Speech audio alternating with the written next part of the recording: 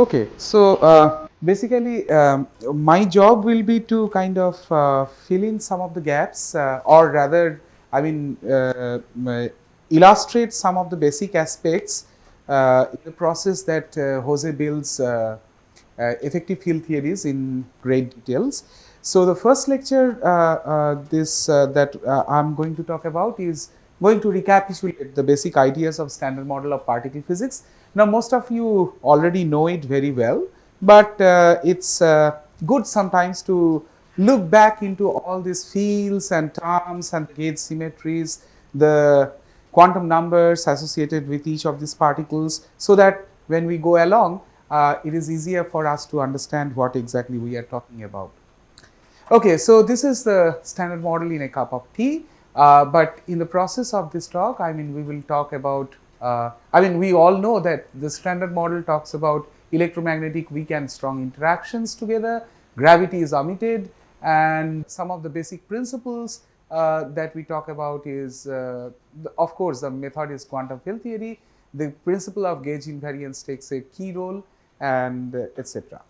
So, this is a slide which tells you a historical interlude, like how it started. Many people think that the starting of finding the fundamental constituents of the universe was essentially the discovery of electron by Thomson, followed by several other things which you all know, and just because of the time constraint I may not repeat that. You can look at the slides later.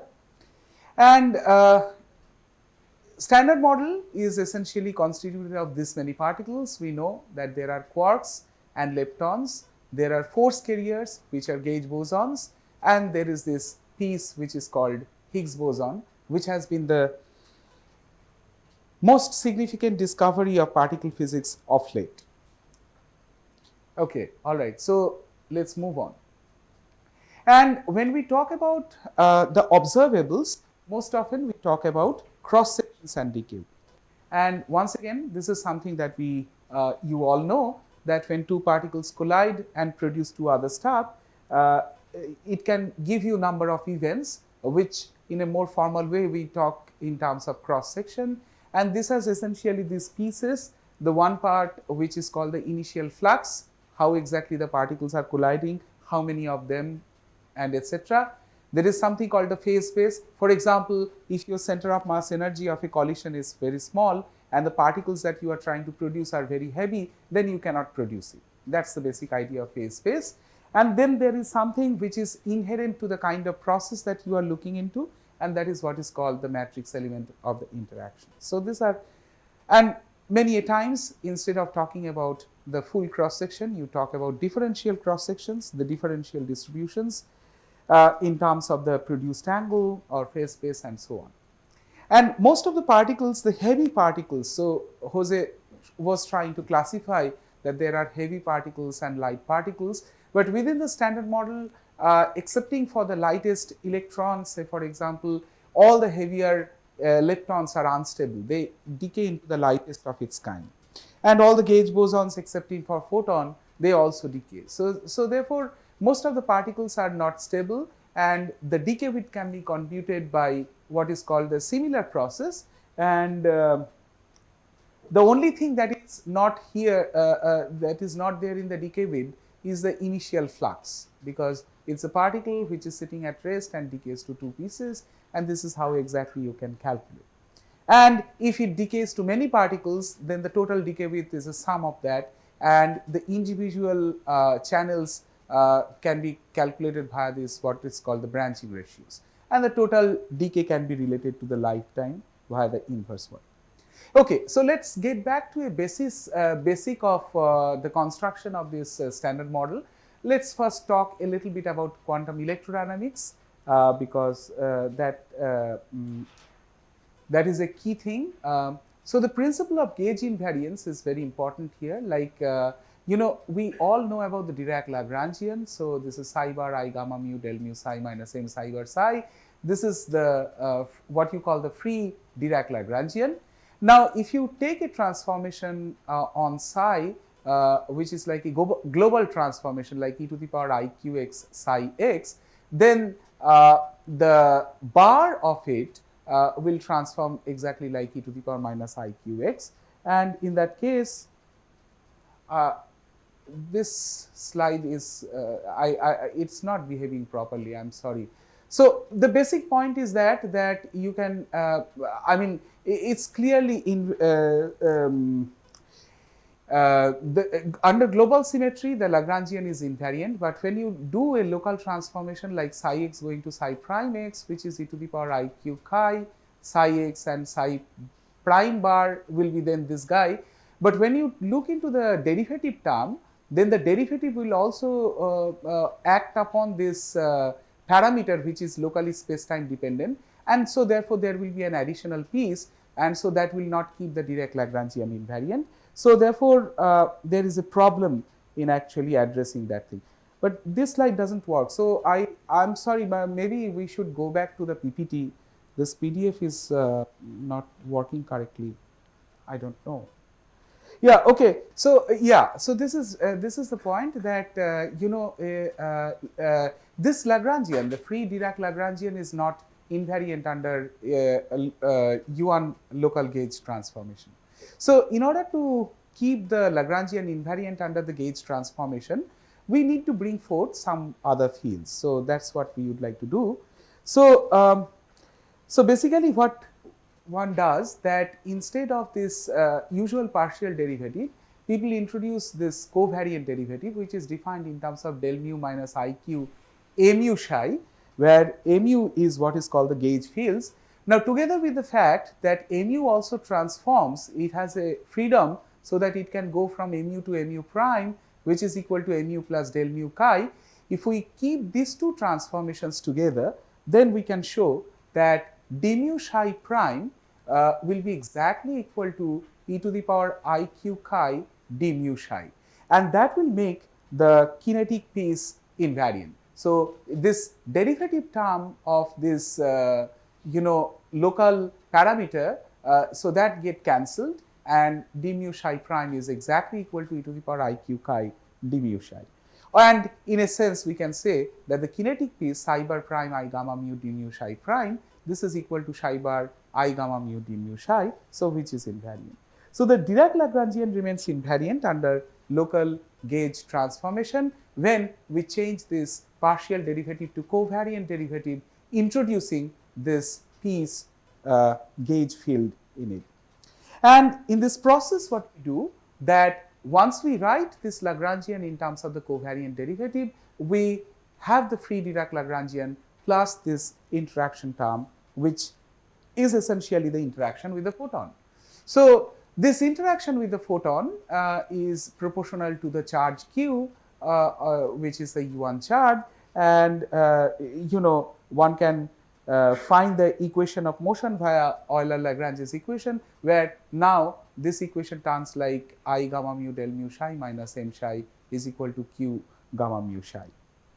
And many of the credits are given to this gentleman, and I think you all know who is he. This is the name by which this what is called the Feynman rules for QED are constructed, and this is for initial state particle, final state particle, initial state antiparticle are called V bar, final state antiparticles are V. Similarly for photons, for propagators, for photon propagator, fermion propagator, and this is importantly which has a factor like minus I q e gamma mu. So this is the full QED Lagrangian, which is the Dirac part in it, plus the photon part, which is minus 1 by 4 f mu nu f mu nu. You remember Jose actually explicitly constructed an effective field theory, knowing that this is the light fields which perhaps constitutes the universe.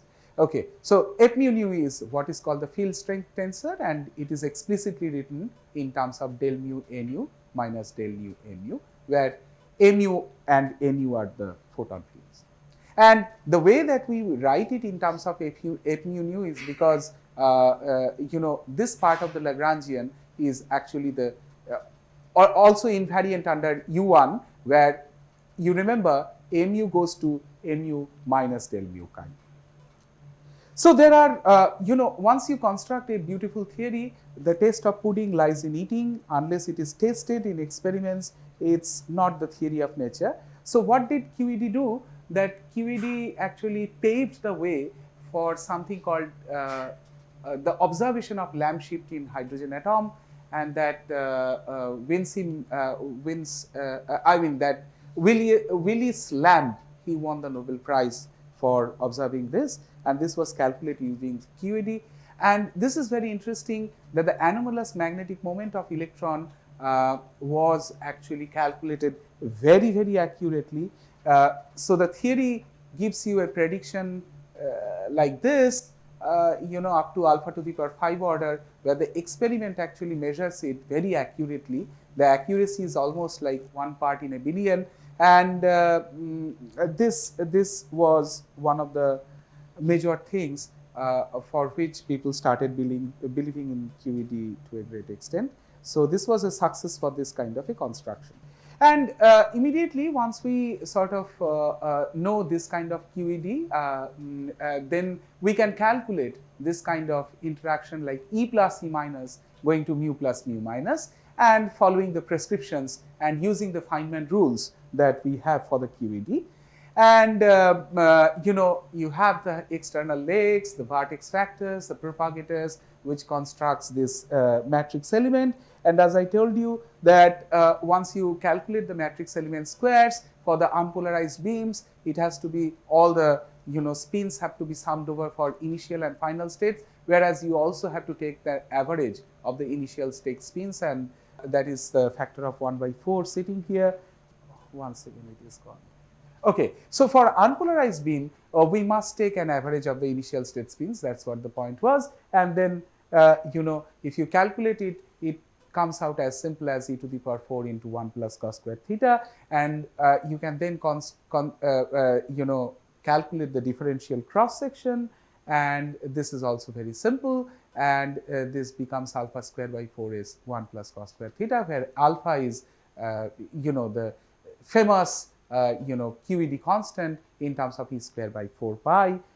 And if you plot the differential distribution in terms of cos theta, so this is usually symmetric because it is symmetric in terms of cos theta. This is e to the power 4 into 1 plus cos square theta. But what you experimentally observe is not exactly the same, but it's a little different one. And we will come back to this issue later. So this is what happens to electron-positron annihilation in QED, but we are exactly not matching with the experimental observation shown by these dotted lines. Okay, so this brings us to the next topic, which is the beta decay and weak interaction. You all know that beta decay was one of the radioactive decay processes which was actually observed long time ago, but the beta decay spectrum couldn't be understood unless we actually assume the presence of neutrinos. I will talk about that in my next lecture tomorrow. And it also tells us that this neutrino has to have a very tiny mass if we have to feed the beta decay spectrum. And importantly, what it also tells us that the effective coupling through which this process should occur from the half-life of the beta decay should be way lesser than this alpha that we actually constructed, which governs the electromagnetic interactions. So therefore, people sort of postulated that this must be a different interaction, and they sort of called it weak interaction. And there was then this very famous experiment which is called the Wu-Zambler experiment in 1957, which actually showed this cobalt to nuclear beta decay, and it shows parity violation. Now, what was observed that if parity is conserved, then the electrons which are coming out with respect to the initial spin direction should be the same. But it was seen that there is this preferred, distribution to the initial state spins when they are aligned for the initial nuclei. And this showed the parity violation, and this is specifically the observation that the electrons which are emitted along in opposite direction of initial cobalt nuclear spin are actually different, and that gives rise to the conclusion that the weak interactions must violate parity. And this gives rise to the construction of what you call the SU2L cross U1Y gauge theory. And what is the basis of this construction? It basically says that the leptons and the quark contents of the universe, it should be arranged as a left-handed doublet and right-handed singlets.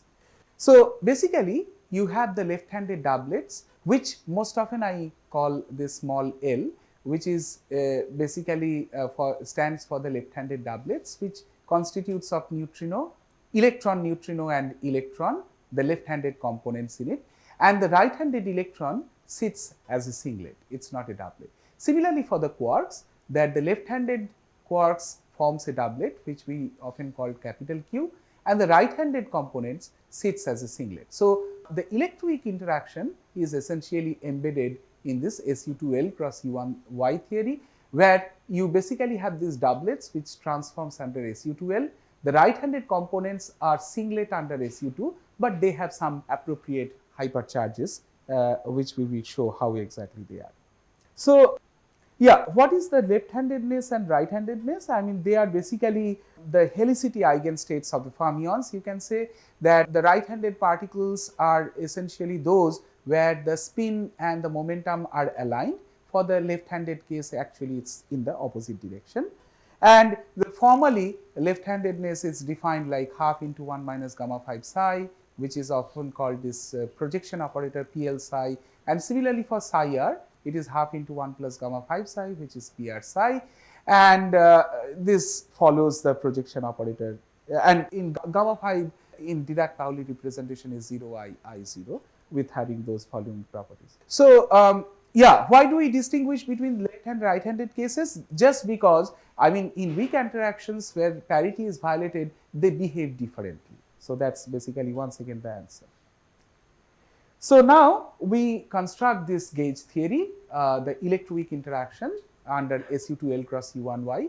So what we have to do, let us remind ourselves that the for fermions, we have to, in order to respect the local gauge symmetry, we have to change the partial derivatives to covariant derivatives. So for lepton doublets, we have to write it like L bar I gamma mu d mu L L, and for right-handed singlets, it's E r bar I gamma mu d mu E E r. Now, why do we distinguish between these two different covariant derivatives? Because as we mentioned that the left-handed doublets transform under SU2, where the right-handed singlets do not transform under SU2. So the d mu L is essentially del mu minus Ig, W mu A sigma A by 2, these are the SU2 generators and these are the SU2 gauge bosons, and this is the U1 Y field strength not tensor, I mean this is the U1 Y gauge field. This is what you call the hypercharge associated with the left-handed doublets. This is the strength of the U1 Y coupling, and d mu ER is del mu minus Ig prime, YR b mu, where this is only the hypercharge which is contributing to this covariant derivative, because the right-handed electrons, they do not transform under SU2L. Okay, so once you have this construction, then you can expand this covariant derivatives and the interaction terms can be written in this particular way. So you have the left-handed doublets interacting with this W mu A sigma A by 2. Then you have the interaction of the left-handed doublets with B mu. The right-handed electrons only have interactions with B mu.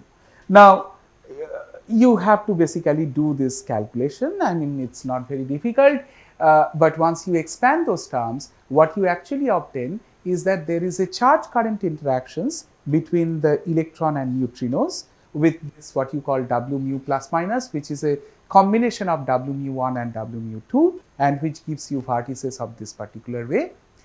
And on the other hand, there are neutral current interaction with neutrinos like nu EL gamma mu nu EL, which is you can also write it in terms of nu E fields in this particular way, and so this gives rise to the Feynman graphs in this particular way, and this Z is a linear combination of B and W mu 3. And basically there are two orthogonal combinations. The combination which couples to the neutrinos is Z, and the other orthogonal combination is actually the photon. And obviously because neutrinos doesn't have electromagnetic charges, so they do not couple to photon.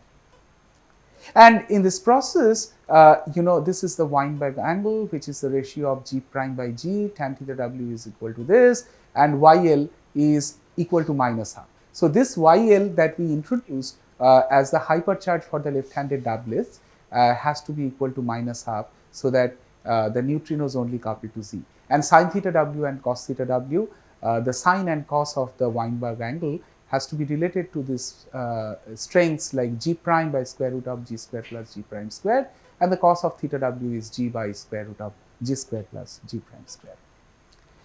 And now you do the same exercise, is to collect all the terms with the electrons. So the interactions with the electrons once again has a piece of W mu 3 with B mu and etc. So once you do collect all these terms, there is no surprise, but you get something which is expected, that you get the interaction with the photon.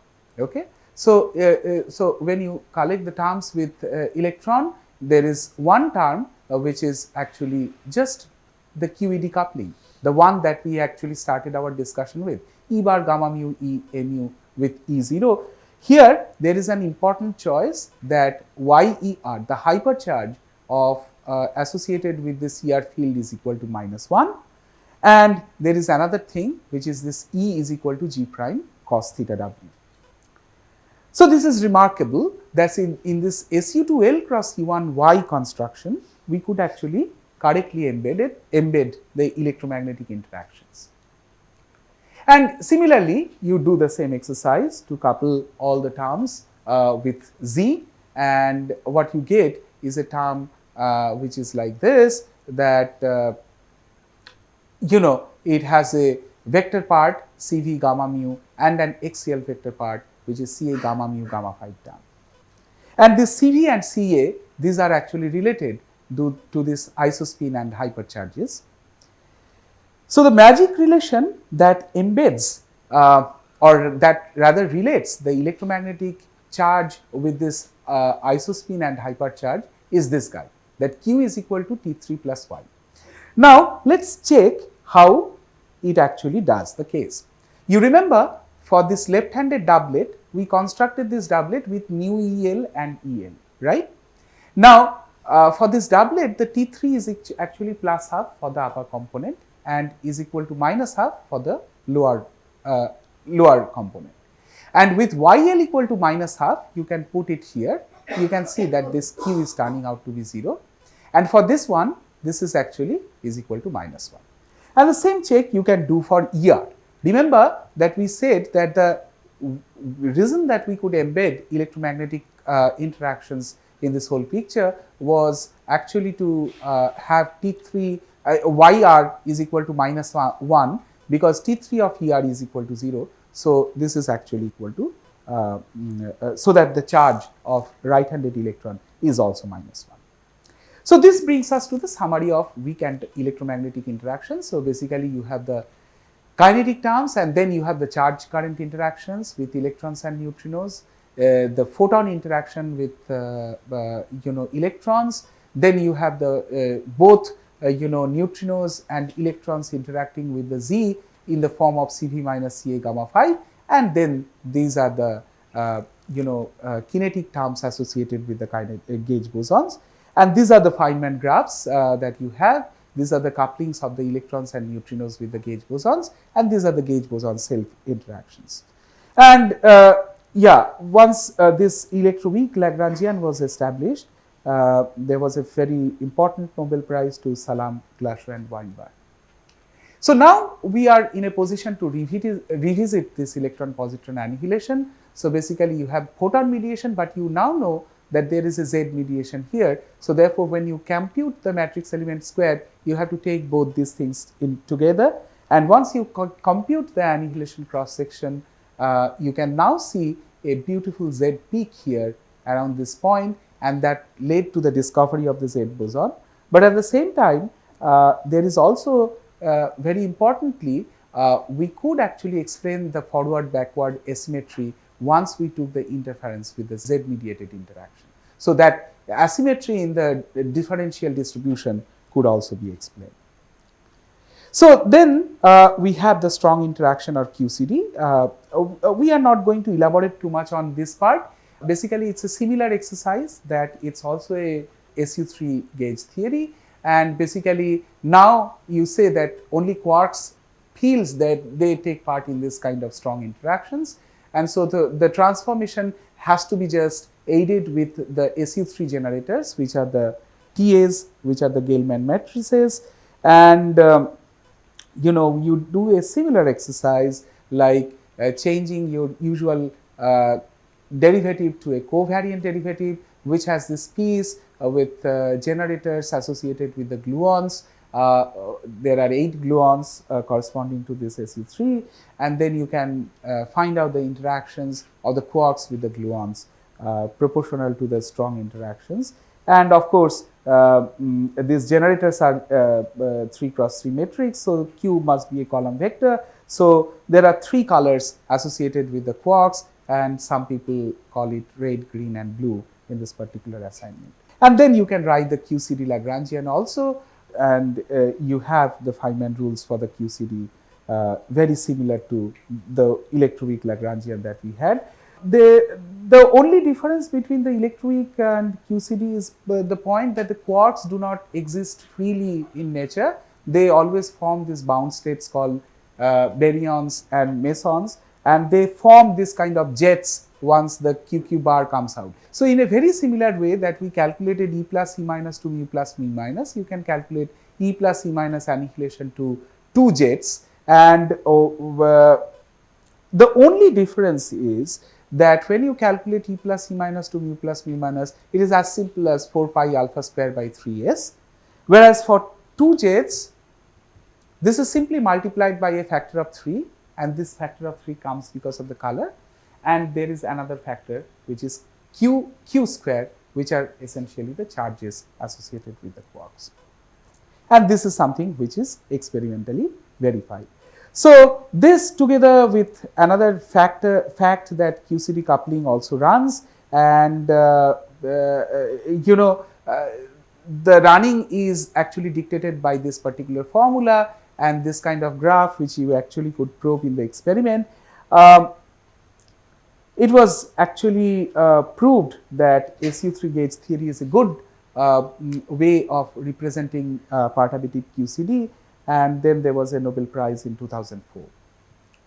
So this actually completes the standard model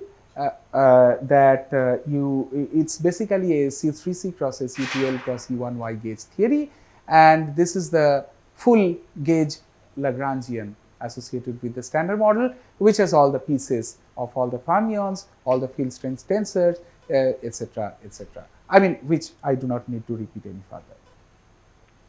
However, the only thing that is still missing here is the mass terms associated with these fields. And for that, what we require is called the spontaneous symmetry breaking.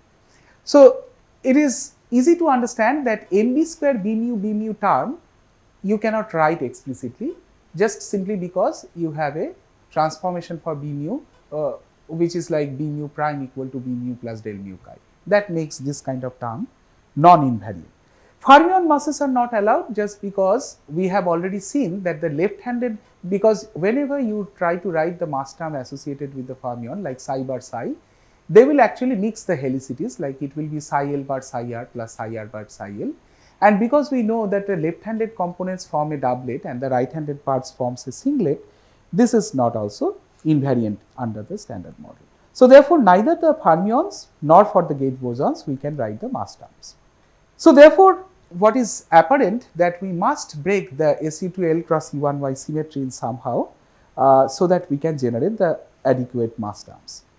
Now, how do we break it? We actually keep the SU3 symmetry intact, and this SU2L cross U1Y symmetry breaks to a remnant U1 electromagnetism. Now, why it is so? This is because this unbroken gauge groups, the corresponding gauge bosons remains massless, because that is how we see it in nature. Gluons are massless and also photons are massless. So therefore, the symmetry breaking which will generate essentially the masses for all the quarks and leptons, and only for W and Z boson masses, keeping the photon massless. Okay, so that is why the symmetry breaking actually has to occur in this particular way. So this brings us to this interesting possibility of identifying what is called a Higgs boson. So in the standard model, you basically have to introduce a scalar isodoublet with hypercharge plus half. And so therefore, what basically it means that it's a matrix with 4 real degrees of freedom with 2 complex entries, essentially phi 1, phi 2, phi 3 and phi 4. And you can also find out that if y is equal to plus half, following our exercise that we did, that q is equal to T3 plus y, we can simply write the associated charges for the up type component and down type component, and it is simple that this is plus half is equal to plus 1 for the up type component, and for the down type component this will be minus half plus half is equal to 0.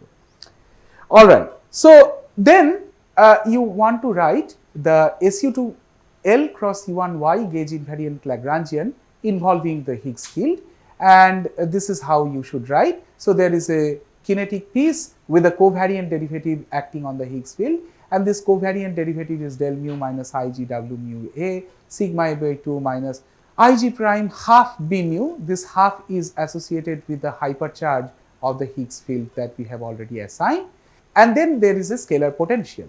Now the gauge invariant scalar potential for this isodoublet can be written in terms of mu square phi dagger phi plus lambda phi dagger phi whole square.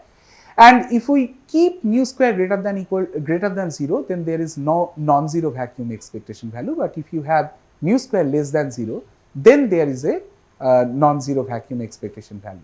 And the Yukawa interactions are the part which actually connects the Higgs field with actually the corresponding leptons and quarks, and these are the possible ways of writing the gauge invariant Yukawa interaction. So you have LL bar phi ER plus the conjugate. For the down type quark sector, you have QL bar phi DR, and for the up type one, you have a phi C, which you can define simply as minus I sigma to phi star. So this is the complete Lagrangian associated with the standard model Higgs field. And once you do now minimize this scalar potential del V del phi equal to 0 for this kind of a potential with mu square less than 0, you get 2 solutions. One is phi equal to 0 and the other is phi dagger phi equal to V square by 2, and this is basically the phi dagger phi equal to V square by 2 gives you infinite number of degenerate minima in the scalar potential, and once you choose a specific position in the minima, then you basically break the symmetry spontaneously, because the parent Lagrangian still preserves the symmetry, but the vacuum that you choose your theory to expand upon breaks that symmetry. And this is usually the way that we choose our vacuum, that phi is equal to 1 by root 2 0 V plus Hx. So, and this little Hx is what we call the Higgs boson. Okay, so once we have the Lagrangian and all the ingredients, all the interactions, we have the Higgs interaction partices, the Higgs to gauge bosons,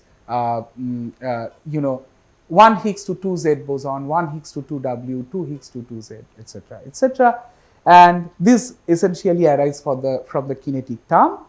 And secondly, we have the Yukawa interactions of the Higgs with the fermions, and this comes from the Yukawa terms for sure. And all these vertices are proportional to the corresponding masses. And then we importantly have the Higgs trilinear and quartic couplings, and this what is called the Higgs self interactions. And these are very important vertices which are still being probed, and this is something that we come back in context of effective field theory as we go along. Okay, so particularly the measurement of this trilinear interaction will actually confirm what kind of Higgs that we actually have. So then it was the Higgs discovery at LHC. Maybe I can talk briefly about that there are several Higgs production modes. You remember that the Higgs actually couples to the fermions proportional to its masses. So there is no tree level single Higgs production mode excepting for via this one loop graph. So the gluon via top loop, I mean dominantly produces Higgs, and then there are this vector boson fusion processes. This is the Higgs-Strull-Hong with WWH production, and then it can also be produced along with TT, etc. So there are different production modes in context of LHC, and then there are several decay modes of the Higgs boson depending on what mass that you choose for the Higgs, and that we do not choose, the nature chooses, and that is what experimentally we found out. So this is the experiment where you can see that it was searched via, I think it was via, this is 4 lepton, right? So this was via which channel? WH channel perhaps, this one. Yeah, so the invariant mass of the final state, or ZH perhaps. And then you see that this is the standard model background contamination, and here is your signal, and which peaks here, and that gives you the discovery of the Higgs, and it was another Nobel Prize which actually followed, and I think this is the latest one in particle physics, to Professor Peter Higgs and England. All right, so with this we are end of this lecture, and so basically we have a very nice model which is the standard model, which is well known and which has been tested in several experiments to highest degree of precision, I mean to very great degree of agreement. So the standard model is complete, but there are several issues that provokes us to look for physics beyond the standard model, and some of these issues are like, you know, generation of neutrino mass, which I will talk about in next lecture. Then the issues associated with dark matter, the stability of Higgs vacuum is also an issue which I don't know whether we will be able to touch upon or not, and there are several others. There are many other things that one can talk about, like the hierarchy problem and so on. So the point is that although standard model is very well tested theory, I mean it is not yet perhaps the complete description of nature, and there are several reasons that we should study physics beyond the standard model, and the way or the approach that we take will be actually using effective field theory, which Jose has already introduced you, that assuming that we are still lying below the scale of reaching to the new physics, I mean our energy at LHC is not enough yet to reach to the scale where we can probe that new physics directly. We would like to see whether there are deviations in the signal spectrum because of the presence of those heavy new physics. So this will be our approach. So with that, I think I will conclude here, and I apologize for all the kind of confusions and regarding the slides and etc. Hopefully it will be fixed from tomorrow. Yeah. Thank you so much. And I will be happy to take up questions if you have.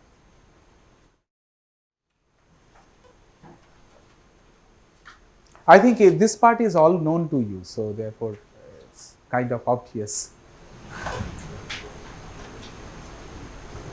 What if analytically we need to go for a minimal EFT to show up at larger numbers? Order of.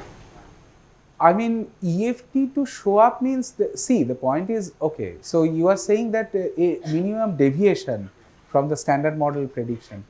I think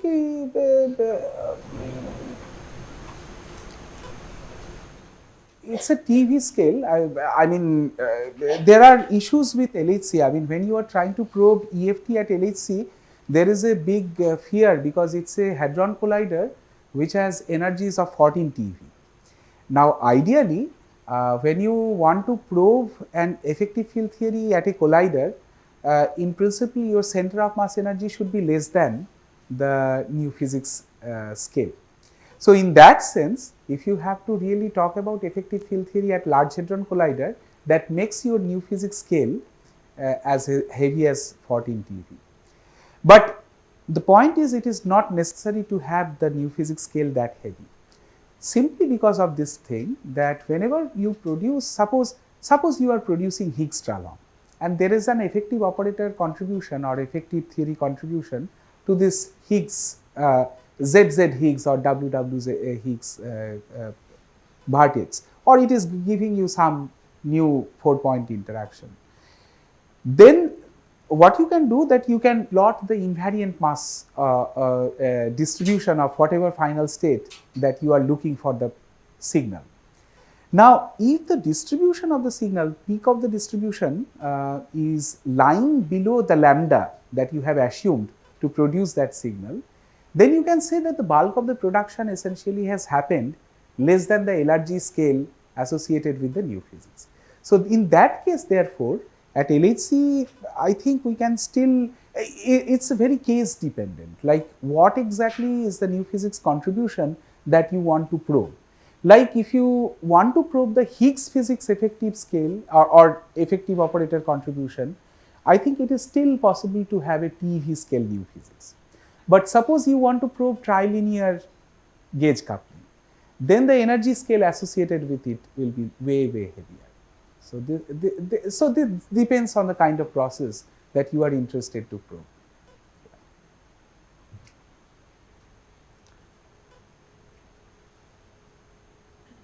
More questions?